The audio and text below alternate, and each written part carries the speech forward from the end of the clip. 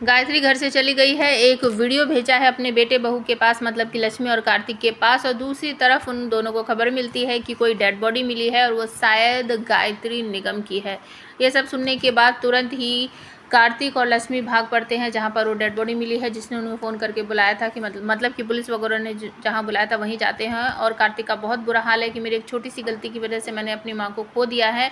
उन्होंने गलती की थी, कोई बात नहीं, मुझे उनसे इस तरीके से बात नहीं करनी चाहिए थी कि वो घर ही छोड़कर चली जाए, और वो इस दुनिया को छोड़कर चली गई है। तो वो बहुत बुरी तरीके से रो रहा है, लेकिन लक्ष्मी जैसे ही चेहरा देखती है तुरंत ही बोलने लगती है कि कार्तिक जी, ये हमारी माँ नहीं है, ये हमारी माँ नहीं है। तो वो दोनों वहाँ से चले जाते हैं और गायत्री को ढूंढने की कोशिश करते हुए आप सबको नजर आने वाले हैं, क्योंकि गायत्री जो है वो रोड पर भागती फिर रही है और कुछ लोग उसको पत्थर फेंक कर मारते हुए आप सबको नजर आने वाले हैं।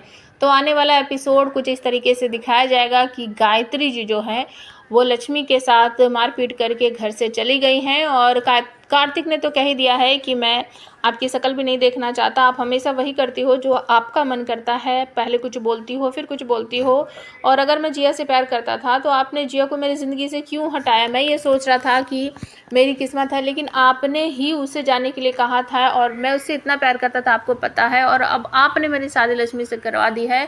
अब मैं किसके साथ रहूं किसके साथ ना रहूं मुझे कुछ समझ नहीं आता। अब मैं लक्ष्मी से प्यार करने लगा हूं। तो माँ, आप कितनी घटिया हरकतें करती हो, मुझे समझ नहीं आता। इस बात को सुनकर गायत्री का दिल तो टूट गया है। गायत्री जी को घर छोड़कर जाना पड़ा है और भूख प्यास के मारे उनका बहुत बुरा हाल है, रोड पर भागती फिर रही हैं। और आप सबको ये भी देखने को मिलेगा कि अब लक्ष्मी ने ठान लिया है कि अब कुछ भी हो चाहे मैं इसकी बात की तह तक जाऊंगी और जो माँ है उनको घर में वापस लाऊंगी, और गायत्री जी माँ को और कार्तिक जी को फिर से करीब लाने की कोशिश करूंगी, उनके बीच की जो गलत फहमियाँ हैं उनको दूर करने की मैं कोशिश करूंगी। तो गायत्री का बुरा हाल है और वो कोई खाने पीने की चीज़ लेने की कोशिश करती है, लेकिन वहाँ पर भीड़ में ऐसा लगता है कि वो कुछ चुरा कर भाग रही हैं। तो बहुत सारे लोग जो हैं वो पत्थर फेंक फेंक कर मारते हैं और गायत्री को बहुत सारी चोट भी लग जाती है। तभी वहाँ पर लक्ष्मी आ जाती है। लक्ष्मी बहुत बचाने की कोशिश करती है, हालांकि वो जाकर अपनी सास को कवर भी करती है अपनी साड़ी से, अपने आप से, और बहुत सारे पत्थर उसे भी लगते हैं, गायत्री को भी लगते हैं। वहाँ पर फिर बीच में आ जाता है कार्तिक, भीड़ के ऊपर बहुत बुरी तरीके से भड़क पड़ता है और उन सबको कहता है आप सबका दिमाग ख़राब हो गया है कि आपको दिख नहीं रहा है कि यहाँ पर दो औरतें हैं और आप उनके ऊपर पत्थर मारे जा रहे हो। पहले देख तो लो, समझ तो लो हुआ क्या है।